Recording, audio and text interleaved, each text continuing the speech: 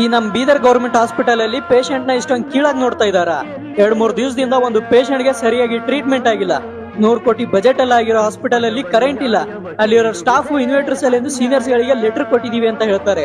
Police ಅವ್ರು ಬಂದು inverter ಕೆಟ್ಟ ಹೋಗಿದೆ ಅಂತ ಹೇಳ್ತಾರೆ. ಜನಗಳನ್ನ ಮೂರ್ಖರು ಅನ್ಕೊಂಡಿದೀರಾ ಬಾಯಿಗೆ ಬಂದಂಗೆ ಹೇಳಕ್ಕೆ? ಯೂಟ್ಯೂಬರ್ ವಿಡಿಯೋ ಮಾಡ್ತಾ ಇದ್ರೆ ವಿಡಿಯೋ ನಿಲ್ಲಿಸ್ತಾ ಇದೀರಾ, ಯಾಕೆ ನಿಮ್ ಮುಖವಾಡ ಬಯಲಾಗ್ತಾ ಇದೆ ಅಂತನಾ?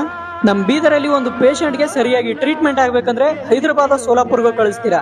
ಹಾಗಾದ್ರೆ 100 ಕೋಟಿ ಬಜೆಟ್ ಅಲ್ಲಿ ಇಷ್ಟು ದೊಡ್ಡ ಹಾಸ್ಪಿಟಲ್ ಕಟ್ಟಿದಾದ್ರು ಯಾಕೆ?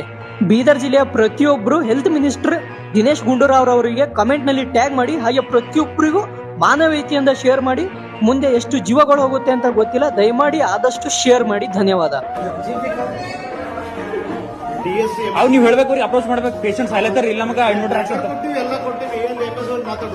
ಅವ್ರು ನೀವು ಮಾತಾಡೋದು ಇಲ್ಲ ಅಂದ್ರೆ ಕರೆಂಟ್ ಇಲ್ಲ ಅಂದ್ರೆ ರಿಪೇರಿ ಮಾಡಕ್ಕೆ